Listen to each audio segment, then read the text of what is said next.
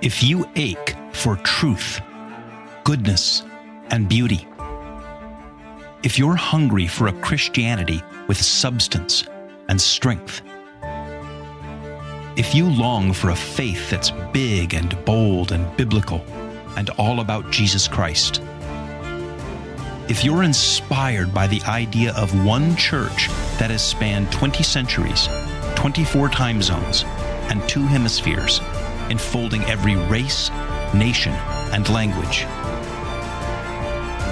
then you're considering Catholicism.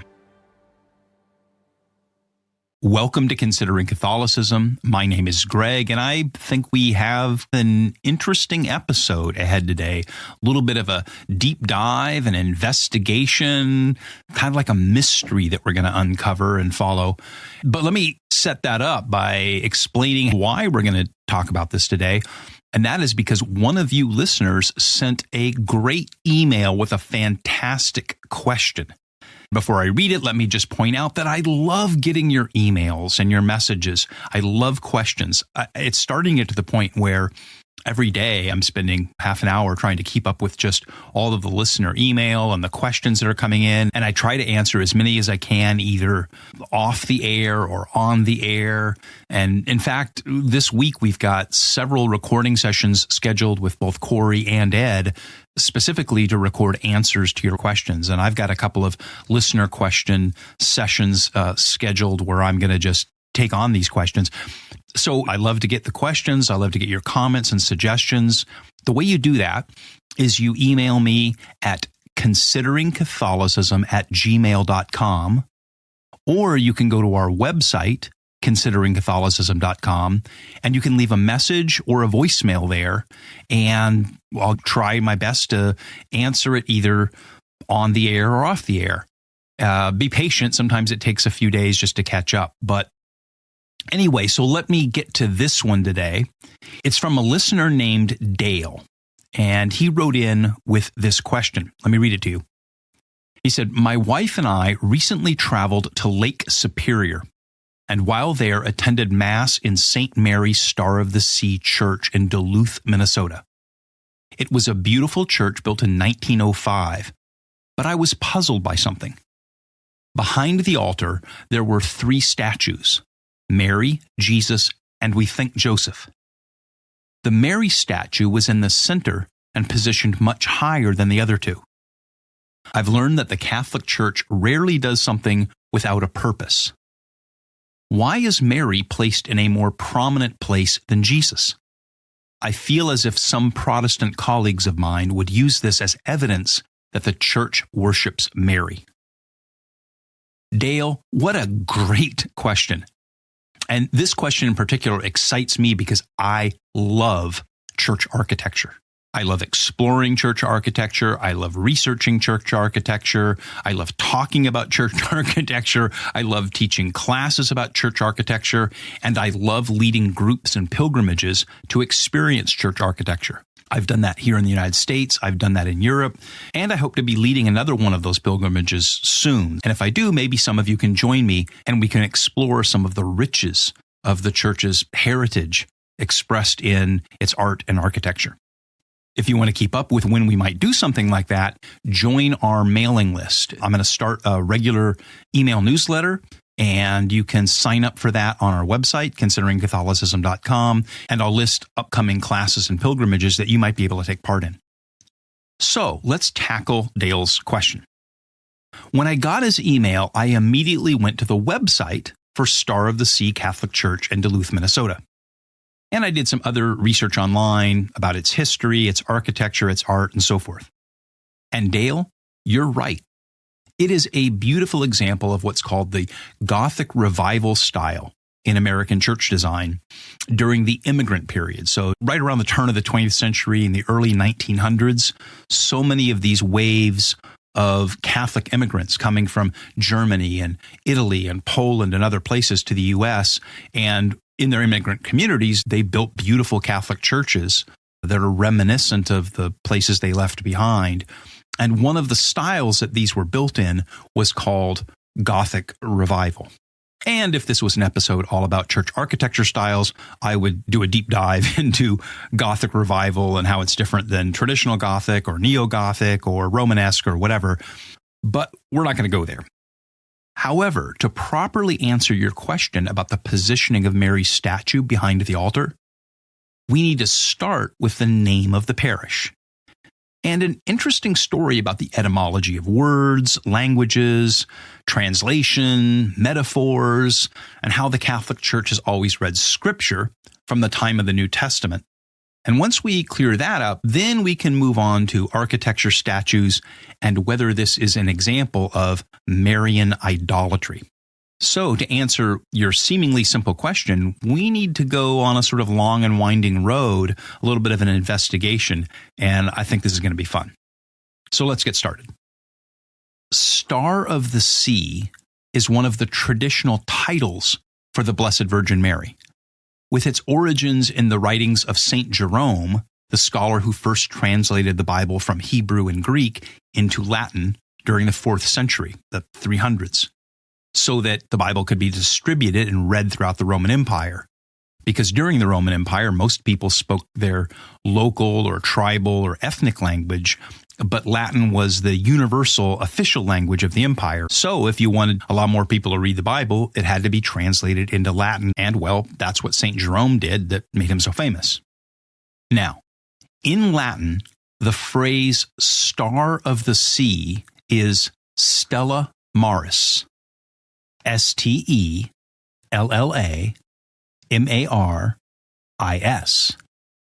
And you have probably seen or will occasionally see that phrase in Latin. But how did that Latin title, Star of the Sea, Stella Maris, get attached to the Blessed Virgin Mary? Well, this is where we get into some interesting stuff about languages. So, Mary, the mother of Jesus, her name in Hebrew is Miriam, who you might recall in the Old Testament was the sister of Moses. She sings this amazing song after the Israelites pass through the Red Sea and the Egyptians are destroyed. There's this whole song of Miriam in Exodus. So who we call Mary, her Hebrew name was actually Miriam, but the New Testament was written in Greek, of course. And in Greek, Mary's Hebrew name, Miriam, was rendered as Maria. Now, a few hundred years later, when St. Jerome was translating the New Testament into Latin, he and others couldn't help but notice that this name, Maria, was the same as the Latin word for sea, or more particularly seas. In Latin, the word for sea is mare, singular, but Maria, plural. You see this reflected in words like marine, like marine life, or mariner. So now we need to introduce another word, which is homophone. A homophone are two words that sound the same, but mean something different. So in English, we have three words there, and there, but they all mean something different. Or for example, we say bat to mean a little flying rodent, but we also say bat to mean a stick that you hit a baseball with. Bat and bat, there and there. So while the name Maria is the Greek and Latin translation of the Hebrew name Miriam, it is a homophone with the Latin word for seas, Maria. Of course, nobody confused the two, just as we don't confuse the word bat and bat or there and there.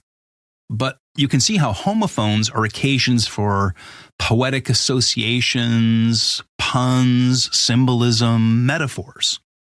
So, during the Middle Ages, Catholic Christian writers and preachers began to use this homophone of Maria the name with Maria the seas as a metaphor for how the Blessed Virgin Mary is a guiding light for Christians navigating the sea or the seas of life towards salvation.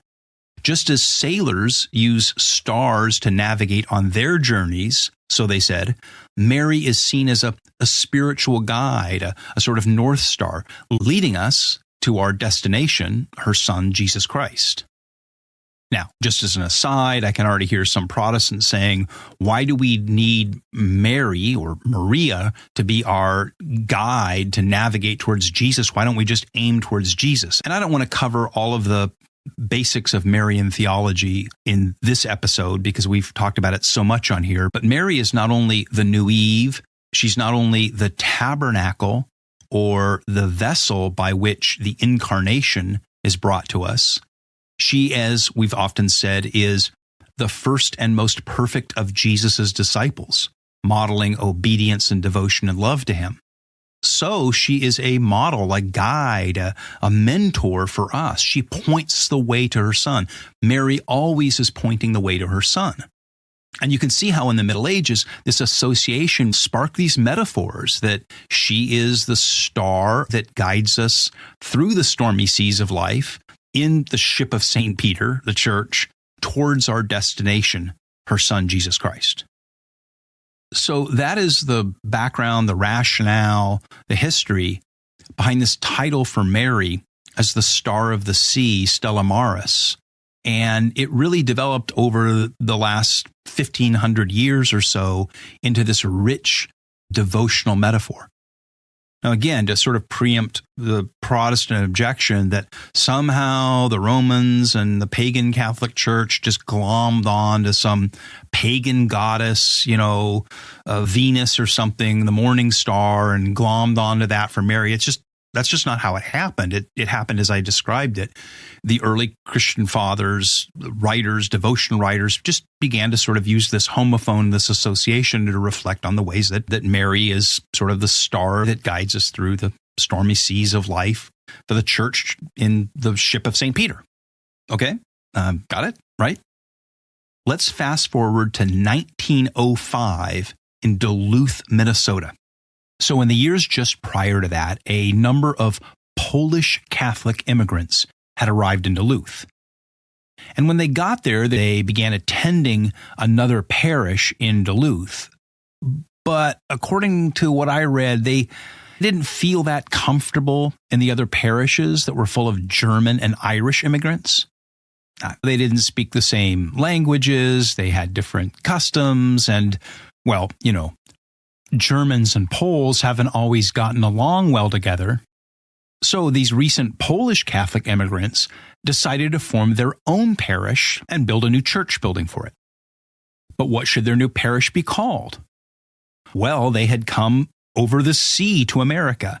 And if you look at a map, Duluth is on the far western shore of Lake Superior. It's about as far west as you can go in Lake Superior, which is one of the largest inland seas on the planet. In fact, Duluth is the port that the Edmund Fitzgerald embarked from on its final fateful journey before sinking over in Whitefish Bay on the other side of the great inland sea that is Lake Superior. So these Polish immigrants, looking for a name for their parish, a patron saint for their parish, said, well, the Blessed Virgin Mary in her role as the Star of the Sea seems like a great patron saint for our parish. By the way, some of you may be wondering, some Protestants may wonder, what is a patron saint? Why do parishes have a patron saint? If you go back into the ancient world, there was this concept of the patron. The patron would be an influential individual, a landowner, a politician, an influential bishop, somebody to whom they could go to and petition for grievances and assistance and help, and who that person would then, of course, have influence in the government and could help them out. So the concept of a patron saint developed, which would be a particular saint that you have a sort of special connection with, a sort of special devotion to, that you dedicate your parish to, and who particularly prays for your parish. So, of course, all around the world, you have Catholic churches, Catholic parishes named for a saint, and that would be the patron saint of that parish. So these Polish immigrant Catholics in Duluth picked Mary in her title as the Star of the Sea as the patron saint for their new parish, and they named it after her. So typically, in every instance I can think of, a parish has somewhere in the building a representation, a statue, an icon, a painting, something representing their patron saint. for that parish. So if you go to St. Anthony's Parish, there'll be a statue or an icon or representation somewhere, usually in the main church, quite often in the sanctuary area up near the altar of St. Anthony. The same if you go to a parish named St. Patrick's or St. Cecilia's or whatever.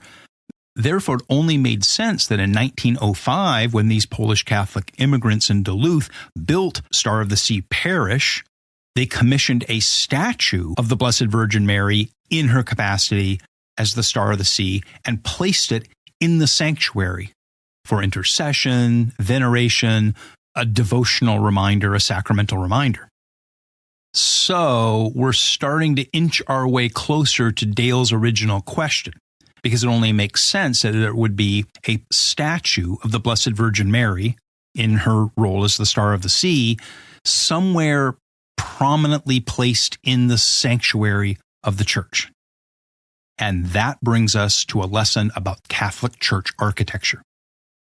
Now, in a traditional Catholic church, an ancient Romanesque design, particularly a Gothic design, and any neo-Gothic or Gothic revival design, the church is cruciform in its design. What that means is that in plan view or floor plan view, so looking at it from above, it's shaped like a cross. That's what the cruciform means. So visualize a cross. You've got the long arm of the cross, right? The bottom arm. And in a traditional church, that's known as the nave, N-A-V-E, which coincidentally also has etymological roots associated with the ocean. It's where we get the word naval or navy. And it's called the nave because that's where the people sit, where you and I sit when we go to Mass. We sit in rows in the nave. And so if you think about the church as the ship of St. Peter, which is carrying us through the stormy seas of life to our destination, Jesus Christ, we are sitting in that boat in the rows of seats. And that's the nave in a traditional church. Now, above the nave, if you were looking at it as a cross up and down, would be the cross piece, the two short arms that stick out to the left and the right. Those are called in traditional church architecture the transepts, left transept, right transept. In traditional church architecture, there'll be something special in the transepts. Perhaps the tabernacle will be located there in one, a chapel in the other, for example, beautiful stained glass windows. So again, think about that cruciform church, the long bottom piece, the nave, in which we are sitting in the ship of St. Peter, sailing through the stormy seas of life, following the Star of the Sea, the Blessed Virgin Mary, to our destination, her Son in heaven. You've got the transepts, and then you've got the top piece, the part that goes above the transepts, and that's called the apse, A-P-S-E. Now, in that traditional church design, the altar is usually located at the intersection of the cross, where the two beams meet. So you'll put the altar sort of above the nave, above or behind the altar. So if you're sitting in the church in Mass, in the nave, one of the people, you are looking through or past the altar to the apse. Now you can probably see why you would locate the altar at the center of the cross, because that's the center of our faith. It's the altar of sacrifice, where we celebrate Christ's crucifixion and subsequent resurrection, right? Where his body and blood are consecrated. The altar is the center of a Catholic church, and it's located at the center of the cross in a cruciform church. And we sitting in the nave are gazing up the aisles towards the altar and the celebration of Christ's crucifixion, right? Now, in that area that is behind the altar, from our perspective, that area we call the apse, you would sometimes have seats for the clergy. Sometimes you would have the bishop's chair there, if it's in a cathedral. For example, in the Basilica of St. John Lateran in Rome, which is the cathedral church of Rome, there is the chair of the Bishop of Rome, which would be the Pope, is at the back of the apse. But there's sort of another way to think about the nave and the apse, and it goes to, in a sense, the two parts of the church, described by two ancient terms, the church militant and the church triumphant. Now, the church militant goes back to this root word etymologically, back to the Latin, of military. People who have orders, people who are marching, people who are out accomplishing missions and tasks. And the church militant is us, those living Christians, living members of the church, living in this world, following Christ, following his mission, carrying out his orders, our mission in the world, fighting and struggling against darkness, against evil, against the evil powers of this world, to be obedient to Christ. We're the church militant, and we sit in the nave. Okay, and it's like, if it's the Navy, we're the sailors or the Marines in this ship as we embark on the great task of following Christ and, again, obeying his orders and fighting against evil and darkness in this world. The church triumphant are those Christians who have passed over, who have died and are in heaven with Jesus and the rest of the saints, adoring and worshiping the Lord. They have triumphed over the struggles of this world and have been taken up to his kingdom. So in the traditional mystical architecture of the church, where do you think the church triumphant is? It's in the apse. So as we sit in the nave, the seats, we are looking towards the altar of sacrifice, towards Christ's body and blood, whereas the church triumphant, who has passed through, has been elevated and raised up, and they are sort of symbolically understood to be in that apse on the other side of the altar, right? As we look at the cruciform church from the top down. And in traditional church architecture, Catholic Church, the apse has representations of the church triumphant, saints. There are going to be frescoes, mosaics, statues, or whatever in that apse area. So as we sit in our seats during Mass, looking through the priest, the celebrant of the Mass, through the body and blood of Christ on the altar, we glimpse representations of those Christians who have passed over from the church militant through the cross, through the sacrifice, to triumph and are with the Lord in heaven. Now, one of the most common architectural decorations that you'll find in that apse area is something called a reredos, spelled R-E-R-E-D-O-S, reredos. A reredos is like a decorative screen, and traditionally in Gothic or Neo-Gothic or Gothic revival churches, the reredos is often in the shape of a model of a Gothic church or a Gothic cathedral. So it looks like a miniature Gothic church back there, like a scale model. And a lot of times there'll be little niches in the reredos, in this model of the church, where there'll be little statues of saints, usually the patron saints for that church. So in the cathedral in our diocese, there is a reredos, which looks like a scale model of a Gothic church, and it has these niches for 4 or 5 little statues of various saints that have some significance for our diocese. Now, I'll admit it sometimes looks a little weird. You know, you're sitting in the church and you're looking past the altar and you see essentially a scale model of another church back there, especially since it's usually this very ornate Gothic church, all pointy with the spires and everything reaching up. And you go, why do they have a scale model of a church in the back of the church or in the front of the church, depending on your perspective? Well, let's think about it. What did we just say that the nave represents? The church triumphant. So that reredos, that scale model of a ideal Gothic cathedral that's back there with little niches for the saints, represents the church triumphant, the church that has passed through death, that has triumphed over the struggles of this world, that has gone up to be with the Lord and is worshiping him at this moment. And it's the great cloud of witnesses spoken of in the book of Hebrews and that we can see in the book of Revelation that are before the Lord and interceding on our behalf. That's why you have little statues of saints that are in there, especially saints that are significant to that particular church, because they are in a sense, sort of the patron saints of that parish or that church. And we're reminded that they are in heaven as part of that great cloud of witnesses that is before the Lord interceding on our behalf of the church militant, the people on the other side of the altar sitting in the nave.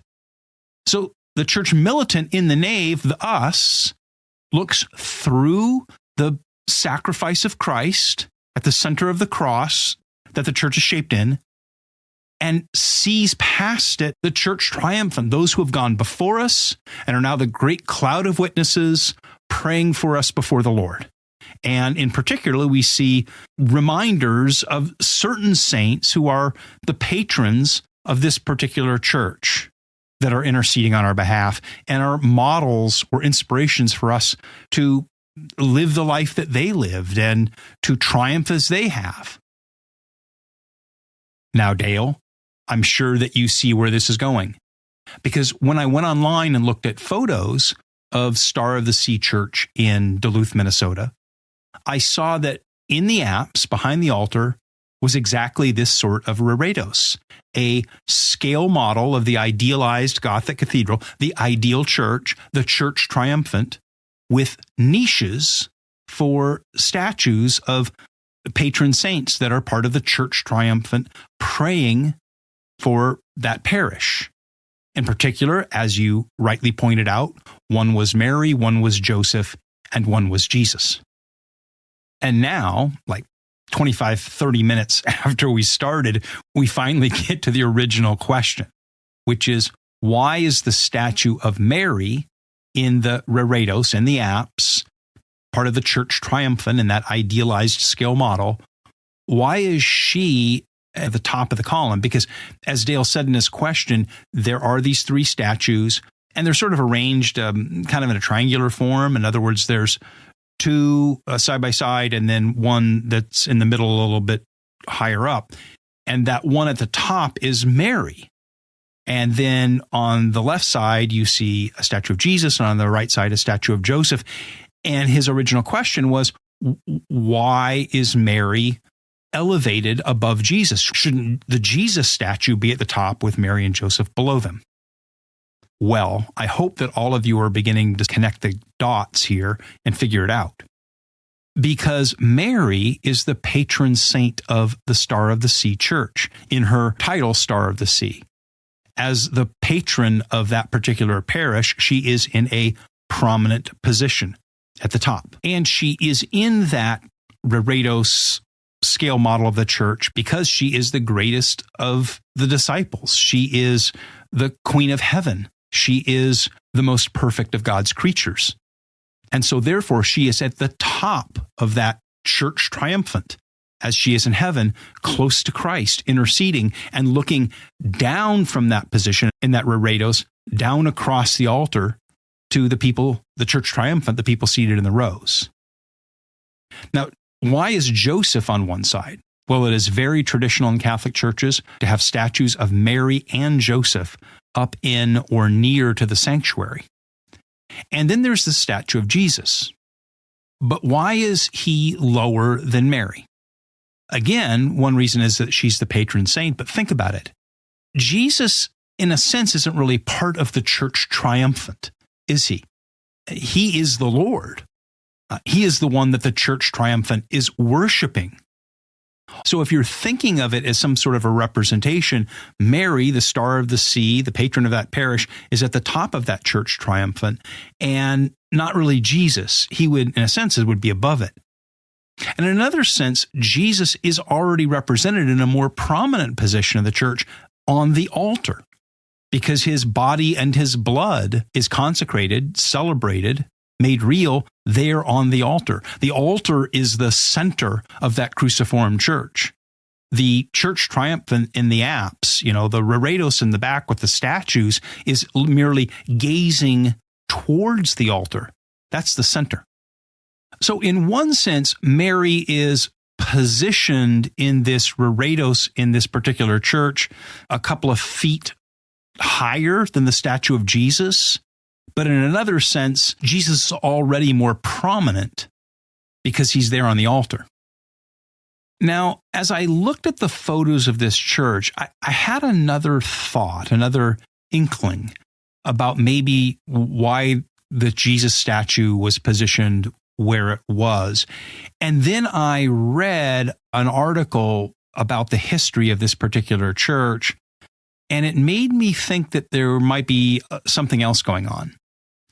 I suspect, based on reading up on the history of this church, its architecture and its construction, and the difference stylistically between these statues, that the Mary Star of the Sea statue at the top of the reredos is older or more original to the architecture of that parish, and that the Jesus statue, which is positioned a little lower to the side, was added later. I can't prove that. I can't determine that for sure, but I just have this hunch that this church was built in 1905 and that Mary is the Star of the Sea. That statue is older and more original to that reredos and that apse, and that at some point later on, maybe the Jesus and Joseph statues were added. But I think in terms of getting the theology right, she is the patron saint as the Star of the Sea. She is at the top of the church triumphant, represented in the reredos and the apse, gazing down towards the altar of sacrifice where her son's body and blood is given for us, the church militant, sitting in the pews in the nave. Also, as I look at the photos of the front of this church, another thing that I think reinforces this view of the reredos there, this model church as the church triumphant, is that there are two statues of angels to either side of the reredos, representing the angels in heaven that attend to the church triumphant. There are also some paintings in the apse, and from the photos, I can't quite tell from the angle, and they're a little bit fuzzy, but I think at least one of those paintings is a painting of Jesus. And, one of the things that happens in historic churches over time is pieces are added.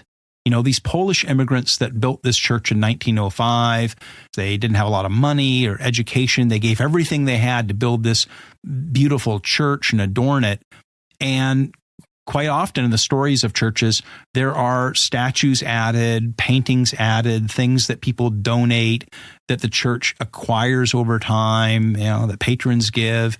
And some of these decorative pieces in the front of churches or in sanctuaries or around the nave are added over time. And so sometimes those are consistent with the original architectural design, and sometimes they kind of become additions to it. So I can't really say whether, the church was built in 1905 with Mary as the Star of the Sea at the top of the church triumphant and the reredos, and then maybe various other paintings and statues were added over time. But to your original question, the reason that Mary is at the top of that is not because she is more important than Jesus. It's because she is the Star of the Sea, the patron saint of that parish. She is at the top of the church triumphant, and she looks down and gazes towards the altar. Here's another just quick sidebar on one of what I think is probably the greatest piece of Christian art ever created, and that is Michelangelo's Pietà. And the Pietà, which is in St. Peter's Basilica, but we've all seen photos of Michelangelo's Pietà, is a representation of the Blessed Virgin Mary holding the crucified body of Christ. And I've talked at length about it and the symbolism of it. But of course, as she's holding him, she is larger and above him as he is crucified across her lap. But what's interesting is that it was originally designed by Michelangelo to be an altarpiece or to be positioned behind an altar. And if you think about it, behind an altar, Mary would be prominent. She would be big, and she is in her arms offering her broken son across the altar to us. And I think here, even in Star of the Sea Church in Duluth, there's something of that. Mary here at the top of the church triumphant is, in a sense, looking across the altar, giving her son to the people of the church militant in the nave. Well, That was a very long, probably overly complicated answer to your question, Dale, of why in Star of the Sea Church in Duluth, Minnesota, there is a statue of Mary that is positioned above the statues of Jesus and Joseph. And you can assure your Protestant colleagues that it is not because the church worships Mary as being higher or more important than Jesus. Dale, I thank you so much for writing in. I thank you so much for your support. I thank you so much for your questions. And all of you, if you want your questions answered, I'll do my best as much as I can.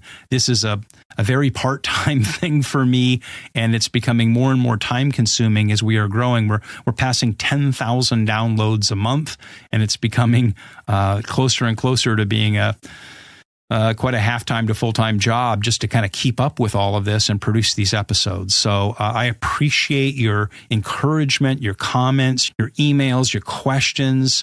Please rate and review the podcast so that we can continue to be more prominent in searches, and visit our website. And if you would you support the podcast financially? As I've shared my story before, this is a ministry that I'm trying to engage in, and it's increasingly taking an awful lot of time and an awful lot of tools. And so your financial support, your one-time or recurring donations just make it possible for me to take the time away from my other work or other projects to do this. And I'm really grateful for that. You can support us by following the link in the show notes or off the website, and I'd appreciate that. And if you've got a question that you'd like answered, again, send it in. But Dale, thanks, and I hope that this answered your question. God bless you all, and I hope you'll join me for the next episode of Considering Catholicism.